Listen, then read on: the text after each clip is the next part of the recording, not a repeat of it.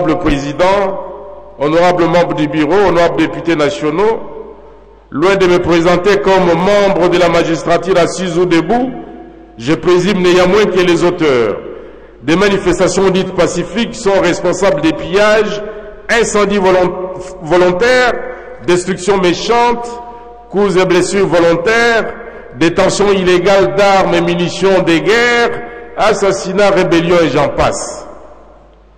Honorable Président, honorables membres du bureau, honorables députés, j'aimerais rassurer la représentation nationale que face aux violences constatées dans le chef des manifestants, transformés en tueurs et pilleurs et casseurs, dans le but de réaliser les plans du chaos prémédités par les organisateurs, les mesures ci-après ont été prises par les autorités compétentes.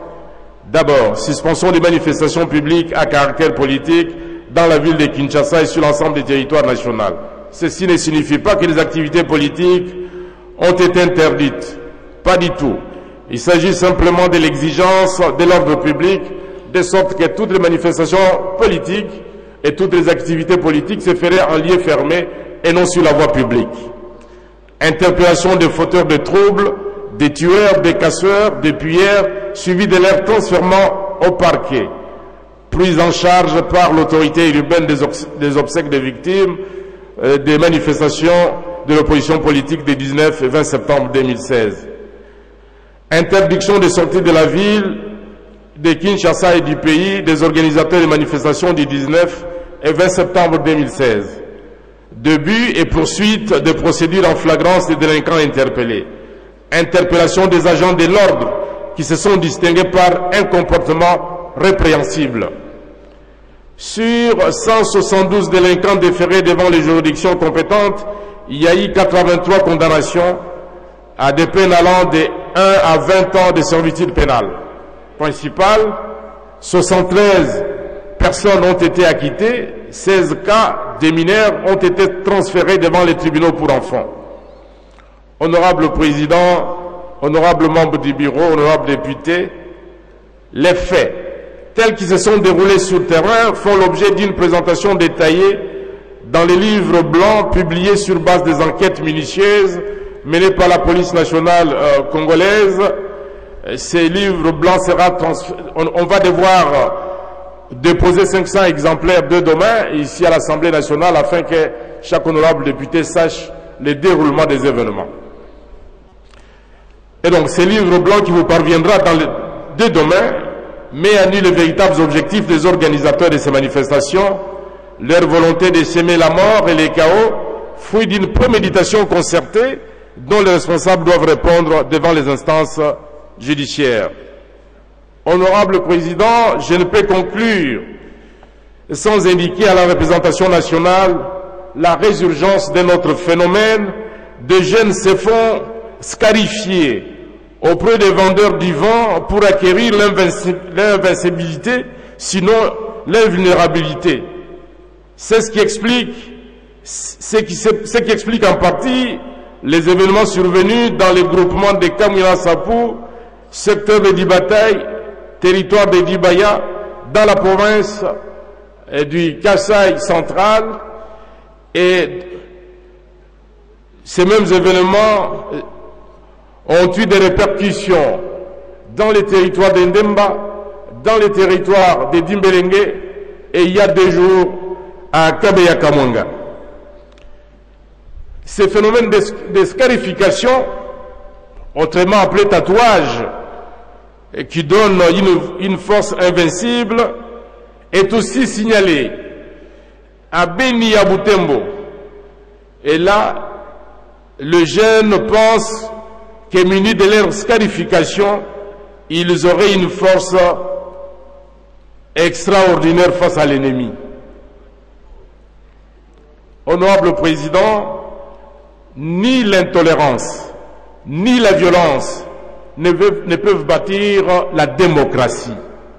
Il faut donc nous soumettre au débat courtois, opposer des arguments, face aux arguments, opposer des contre-arguments, dans l'intérêt de la paix pour tous et dans l'intérêt de l'enracinement des pratiques démocratiques dans notre pays. Je vous remercie.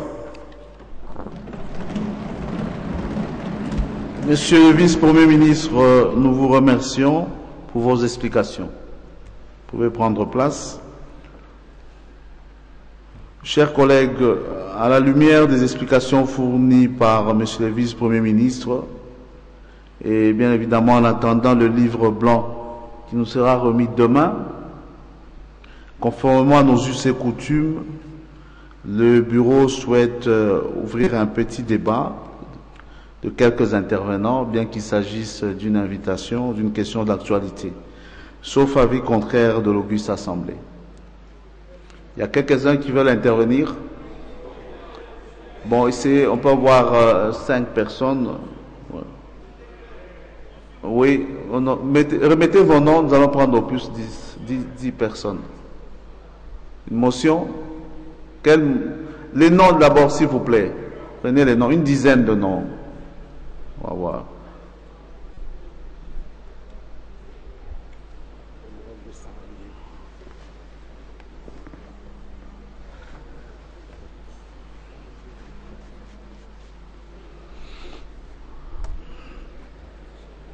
Vous avez la parole, chers collègues. Merci beaucoup, Monsieur le Président.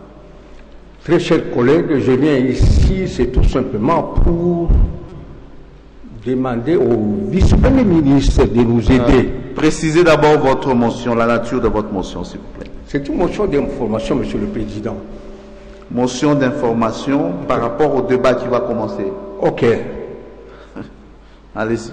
Monsieur le vice-premier ministre, je crois bien que vous connaissez très bien l'UDPS parce que, en vous suivant, j'ai entendu dire que vous avez parlé du président national de l'UDPS en date du 29 septembre. Monsieur le vice-premier ministre, vous avez vos services et vous-même, vous êtes en possession des documents. Vous envoyez officiellement par le collège, les membres du collège des fondateurs de l'UDPS, ceux qui avaient fondé ce parti, ils vous ont écrit officiellement et réservé des copies à toutes les institutions du pays, voire même à l'extérieur. Je vous informe tout simplement qu'en date du 14 août de cette année, les collègues des fondateurs de l'UDPS qui sont là, le tout c'était au nombre de 33. Il restait 15 en vie, avec des fondatrices et fondateurs.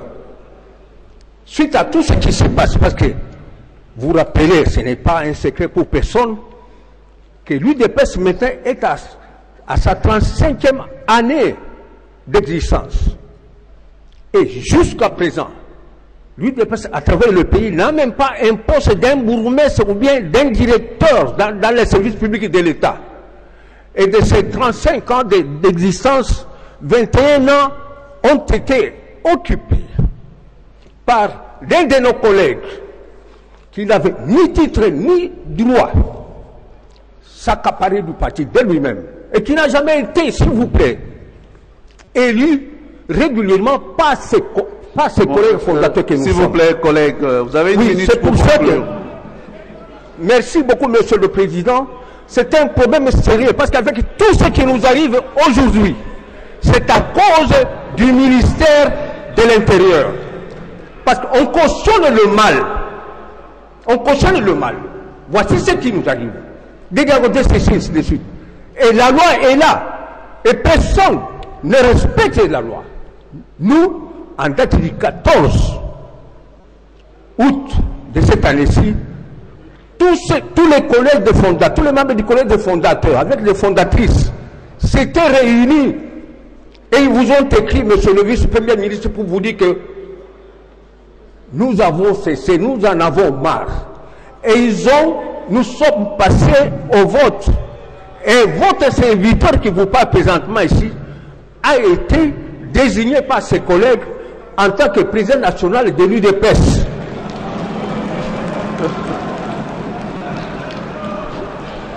Mon cher collègue, conclusion. Alors, c'est pour dire au fait que, présentement ici, Tout ce qui se passe ici, ce n'est pas dans l'esprit de l'UDPS, s'il vous plaît. Nous n'avons pas créé ce parti pour être violent par la volonté d'un seul individu, d'un collègue en nous. Non. C'est pour ça qu'au nom de l'UDPS, au nom de tous les membres fondateurs de l'UDPS qui sont encore vivants, il y a au moins à peu près 13, je vous dis qu'à partir d'aujourd'hui, monsieur le vice-premier ministre, je demande à tous, c'est un pays de droit que nous réclamons toujours, que l'UDPS n'avait pas, n'était pas créé pour être un parti violent. Conclusion, voilà. s'il vous plaît. Vous-même, vous êtes responsable de tout ce qui se passe aujourd'hui. Vous êtes là. Le parti qui est là, qui a été créé, c'est en dehors de la loi 04 et 002 du 15 mars 2004.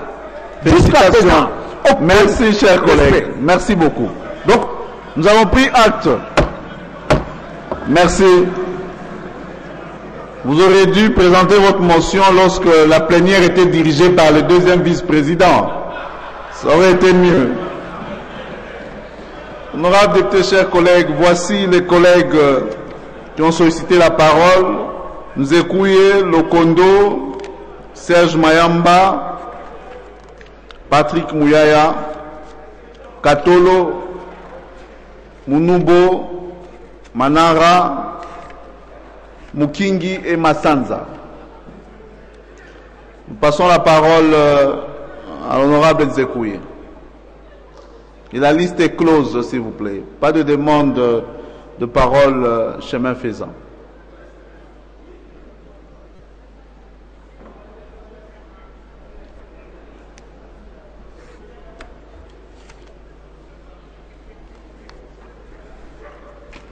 Vous avez la parole, chers collègues. Honorable Président, honorable membre du Bureau, honorable député et estimés collègues. Je tiens de prime abord à remercier ici Monsieur le Vice-Premier ministre et ministre de l'Intérieur pour la clarté de son exposé et pour les informations précieuses qu'il vient de nous fournir pour nous permettre à la représentation nationale ainsi qu'à toute la communauté nationale et internationale d'avoir la vraie information sur ce qui s'est passé au courant des journées du 19 et du 20 septembre. Honorable Président, honorable membre du Bureau, estimés collègues, nous venons de nous rendre compte aujourd'hui que nos forces de sécurité ont joué un rôle éminemment salutaire pour protéger non seulement l'économie de notre pays, mais aussi les institutions et les citoyens de la ville de Kinshasa face à ce qui était clairement un mouvement insurrectionnel et de destruction du tissu économique à l'image de ce que nous avons vécu au début des années 90. Nous tenons donc à les rendre un vibrant hommage aujourd'hui pour les rôles qu'ils ont joués ces journées du 19 et du 20 septembre, sans lesquels ces pays et cette ville allaient avoir l'image triste que nous avons connue au début des années 90. En même temps, honorable Président, c'est l'occasion ici d'interpeller les ONG nationales et internationales sur leur rôle, qui ont pris l'habitude, généralement, de condamner tout acte de nos forces armées, quand bien même notre armée et notre police ont agi pour protéger la nation congolaise contre la destruction. Quand ils ont agi pour protéger la population de la ville de Kinshasa contre le banditisme qu'on a appelé à l'époque Kuluna. Quand les 19 et les 20 septembre, cette armée et cette police s'est interposée au risque de la perte de leur vie. Et on vient de nous rappeler ici que 5 d'entre eux ont été lâchement tués. Et donc, nous devons interpeller les ONG pour qu'ils comprennent ce qu'ils acceptent aussi facilement dans leur pays et parfois de manière honteuse, comme ce qui se passe aux États-Unis très régulièrement ces derniers jours, que notre armée est là et notre police pour jouer les vrais rôles de sécurisation des biens et des personnes dans notre pays.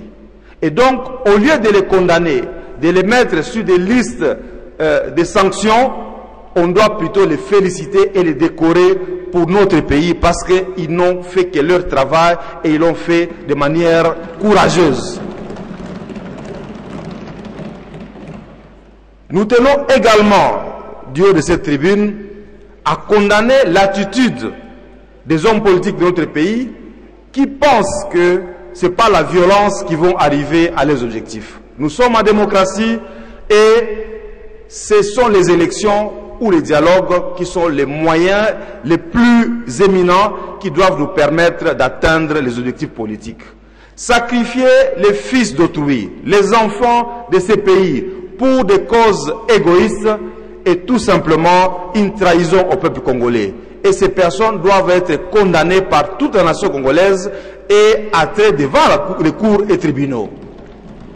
Et donc, nous terminons cette intervention en rappelant au peuple congolais que le sang du peuple congolais a trop coulé et qu'on ne doit pas accepter d'être instrumentalisé par qui que ce soit pour des causes égoïstes. Que le peuple congolais ne soutienne que les hommes politiques qui veulent la paix, qui veulent la démocratie et qui veulent la prospérité de notre pays. J'ai dit et je vous remercie. Merci, cher collègue Nzekouye. Honorable Henri Thomas Lokondo.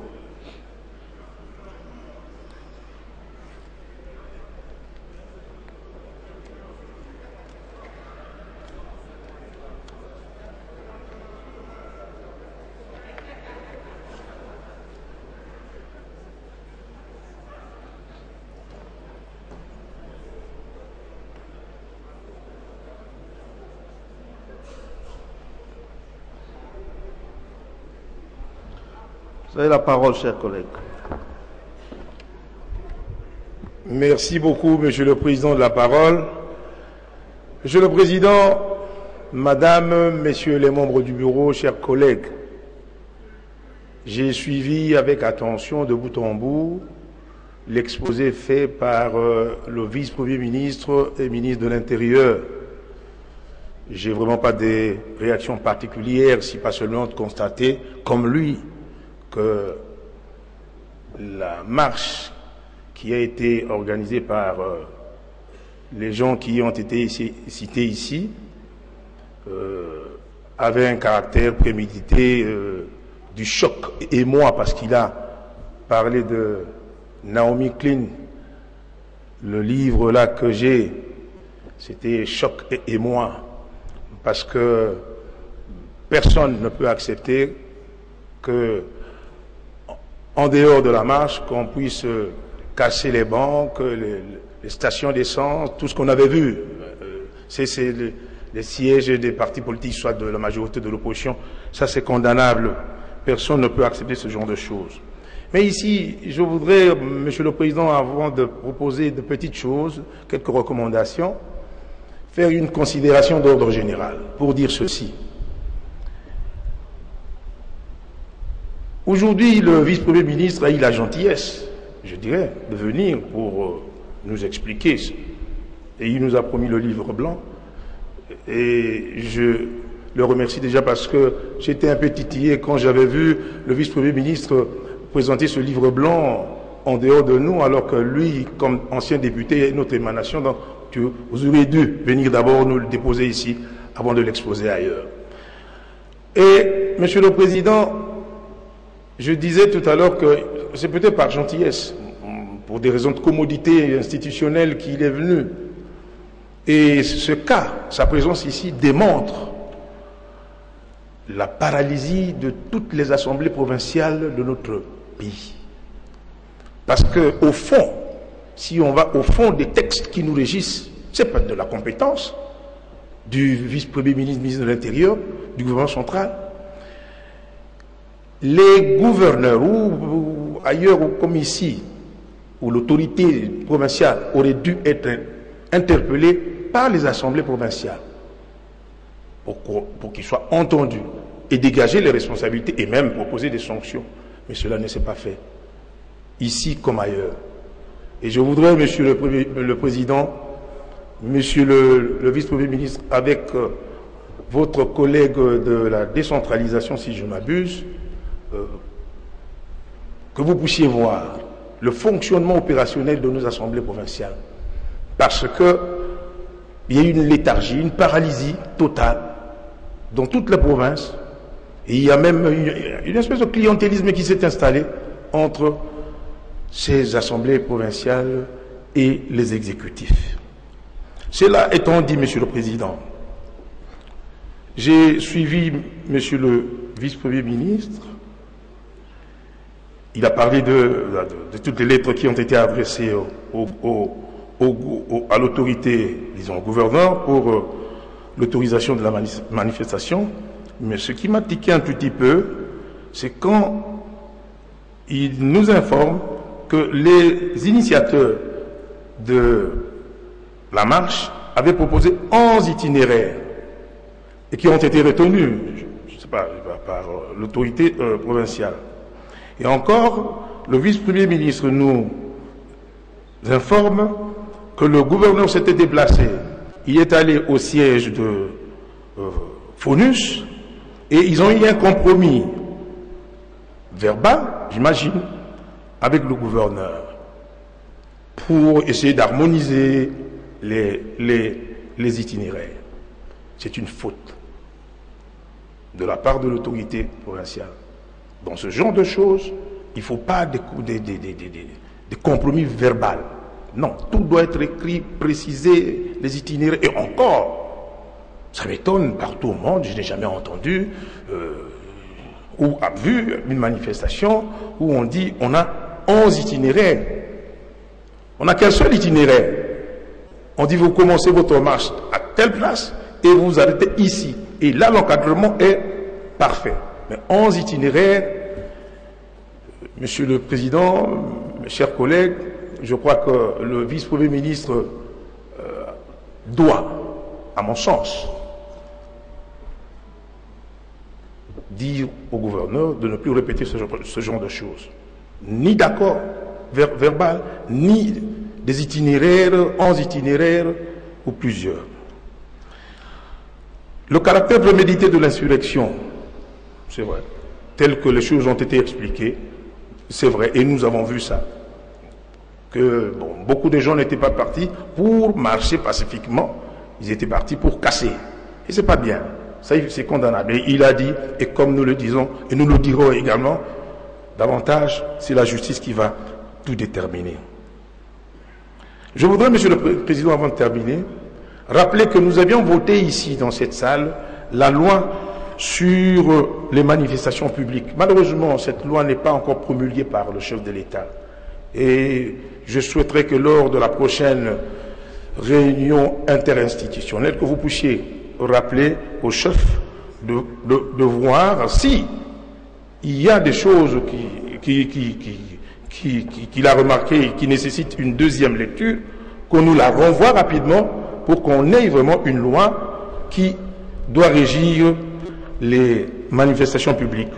Et enfin, Monsieur le Président, je voudrais que Monsieur le Vice-Premier ministre, ministre de l'Intérieur, nous dise quelles sont les mesures, après avoir subi cette expérience, après avoir fait ce constat que nous acceptons, quelles sont les autres mesures opérationnelles préventives qu'il prendra ou qu'il aura déjà imaginées avec lui-même, les services de renseignement et de sécurité, la police, pour que nous puissions plus vivre ce genre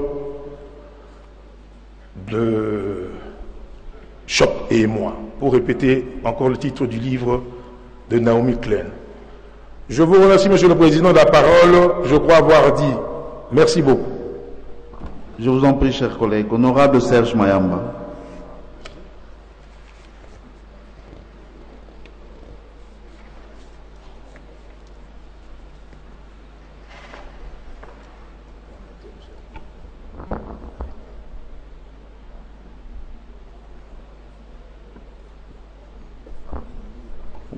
Vous avez la parole, chers collègues. Merci, honorable Président, pour la parole. Honorables membres du bureau, honorables députés, chers collègues, nous avons suivi avec intérêt le vice-premier ministre chargé de l'Intérieur et de la Sécurité Honorable Président, laissez-moi dire que, au-delà de la manière dont nous allons rencontrer les différentes préoccupations qu'il a soulevées, je suis également porteur de la demande des députés élus de la ville-province de Kinshasa qui demandent finalement d'être associés dans ce qui se passe dans la ville de Kinshasa à l'instar de leurs collègues de l'intérieur.